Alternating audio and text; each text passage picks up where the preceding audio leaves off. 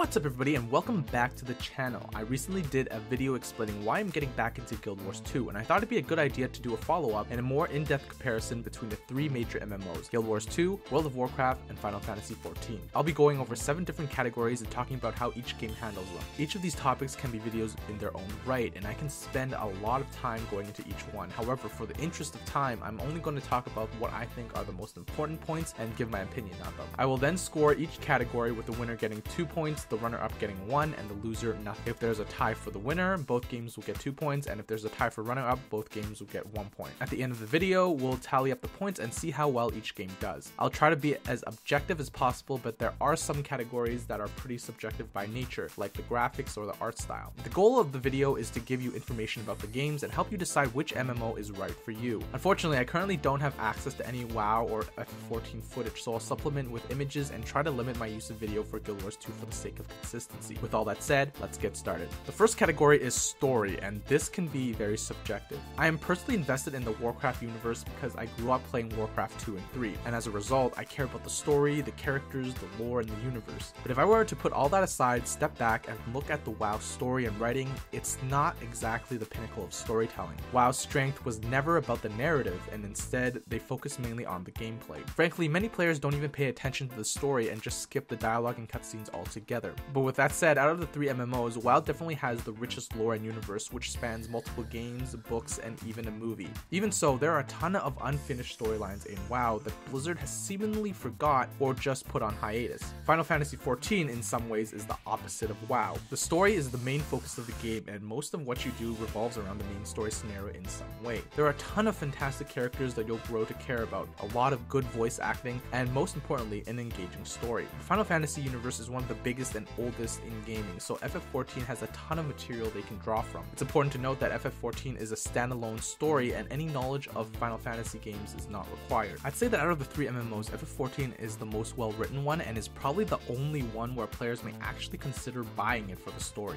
Finally, we have Guild Wars 2, and I'd say it's a nice mix between World of Warcraft and Final Fantasy. Pretty much anything to do with the main story is voice acted, including your own character, which is pretty unique and makes your character feel more personal. Guild Wars 2 also has an expansive universe with rich lore and fleshed out characters, and the story is actually decent enough that I'd actually want to follow and keep up with it. ArenaNet introduces new story through their Living World seasons, which provide a pretty sizable chunk of content that releases on a weekly basis when it's live. At the end of the day, I'll have to give this one to Final Fantasy. Story is what the game is based around and it certainly shows. Guild Wars 2 earns the runner-up spot with fantastic overall presentation and decent writing. Visuals is another aspect that can be very subjective, and it's hard for the developers to control this because once the MMO is built on a specific game engine, it's very difficult, if not impossible, to update it without completely reworking the game. Because WoW is significantly older than Guild Wars 2 or FF14, the age of its graphics certainly show. WoW is well over a decade old and it's built on a graphics engine that is clearly outdated. Even so, it's actually aged very well compared to a lot of other AAA titles. If you're someone who likes the more cartoony visual style, then you might actually prefer WoW graphics. But overall, the models are pretty blocky and there's nothing that particularly stands out in terms of graphics. Final Fantasy XIV is the newest of the 3 games and has the most mature graphical style. A lot of artwork, models, and environment, especially in Stormblood, are very high quality and lean towards a more realistic style. It's not as cartoony.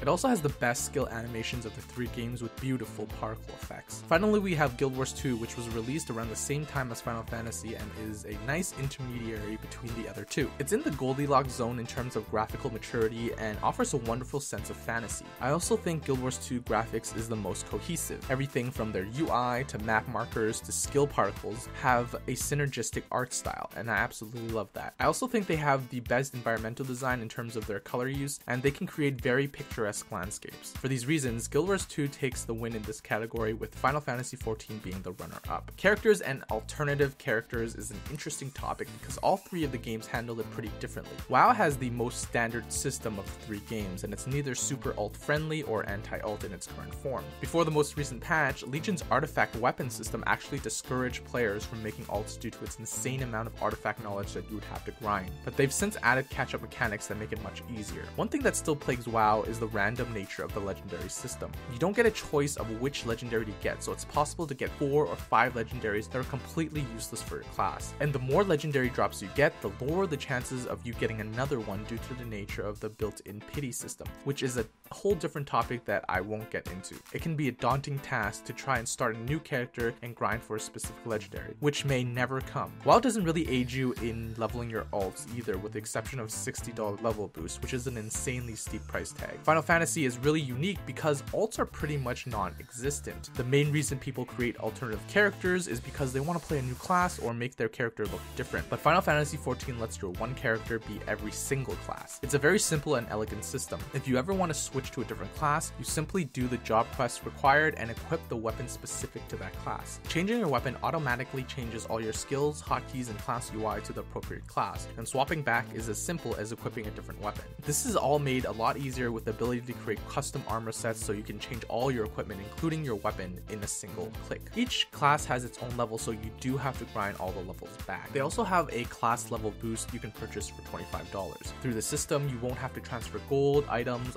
unlock maps, or complete the story all over again. The ultimate alternative character system is a single character that can do everything, and that's exactly what Final Fantasy is. And Guild Wars 2's character management system is a lot closer to the traditional WoW system. However, there are a ton of quality of life improvements that help with making alts. First and foremost, Guild Wars 2 is the only game that gives free level boosts in the form of experience tomes and scrolls. Leveling tomes are rewards in games that can be easily accumulated if you've played the game for a while. There's no limit on how many tomes you can get, so if you grind for it or just log in daily and play on your main character, you'll eventually be able to boost your ult to max level at no additional time or financial investment. Guild Wars 2 also has a lot of friendly account-wide systems as well. All currency is automatically shared between the characters. Any appearance or die unlocks are account-wide as well. Guild Wars 2 uses a mastery point system as a post-max level progression system, and these passive abilities are also account-bound rather than character-bound, so you won't have the issue of having to grind for these mastery points for every ult. Farming is also made easier because your crafting and bank storage between all your characters are interconnected. However, one thing that is character-bound is the map completion and waypoints, so you will have to re-explore the maps and get all your important waypoints for each character. But overall, Guild Wars 2 is pretty ult-friendly. For this category, FF14 takes the gold medal for having a unique class system that eliminates the need for ults altogether. Guild Wars 2 takes the runner-up for having plenty of quality of life improvements and free level boosters.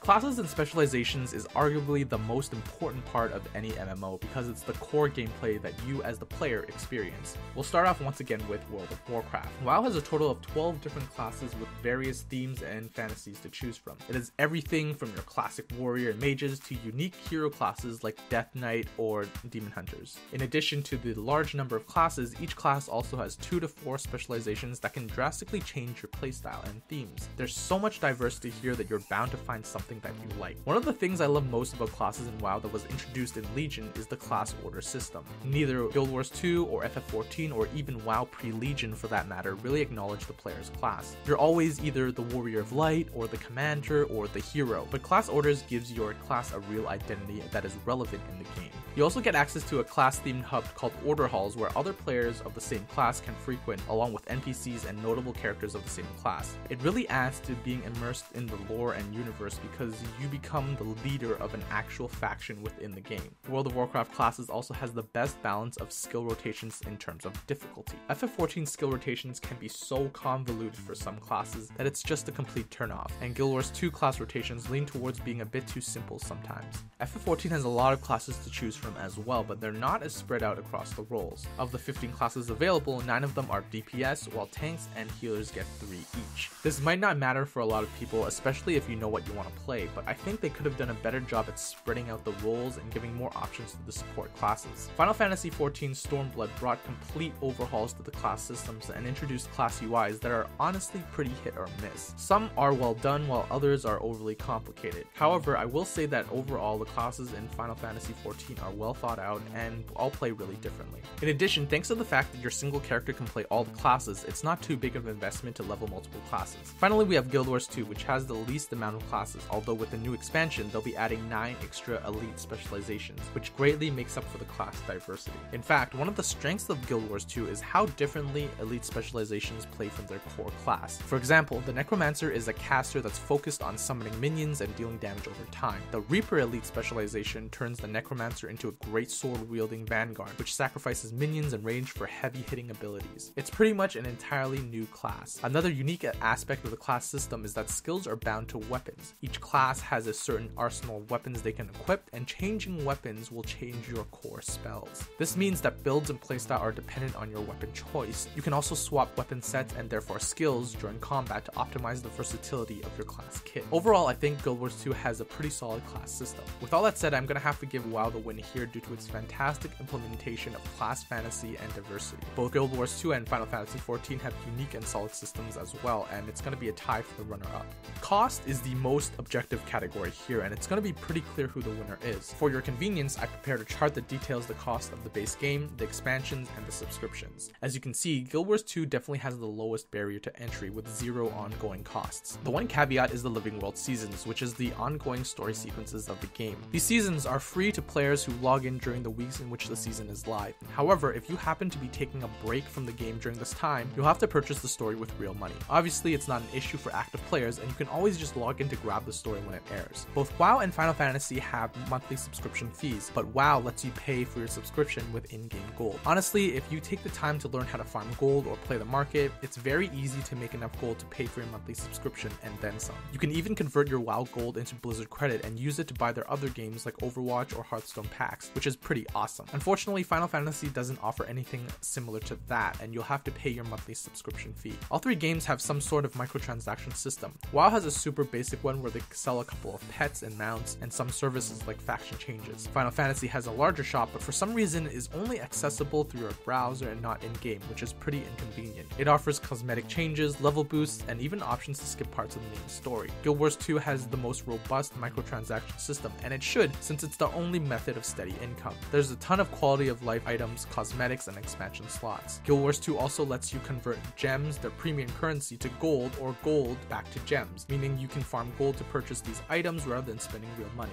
and vice versa. The clear winner here is Guild Wars 2 with the lowest purchase price and no subscription fees. WoW takes second place because it gives you the option to eliminate the subscription fee with in-game gold. Dungeons and raids have always been a core part of MMOs, and this type of group content is often what defines a good MMORPG. Perhaps more so than any other, WoW is the game that is famous for its raids. Having 10 or 25 players come together to tackle these supercharged dungeons is a wonderful experience, and WoW does it better than any other. The coordination, strategy, and teamwork required to take on the hardest difficulties makes it super satisfying when you are finally able to down that final boss. With every expansion, raids are usually the main event, and everything else revolves around their release schedule, including overall story progression. But WoW doesn't only shine in raids, it also has a very competitive mythic dungeon system. This is a dungeon system with progressive difficulty that introduces rotating mechanics every week, so playing the same dungeon can actually require you to shift your playstyle each week. The higher difficulty reached, the better the rewards. One downside to this system is that you're restricted to the dungeon type and level by your mythic key. This mythic key is randomized every week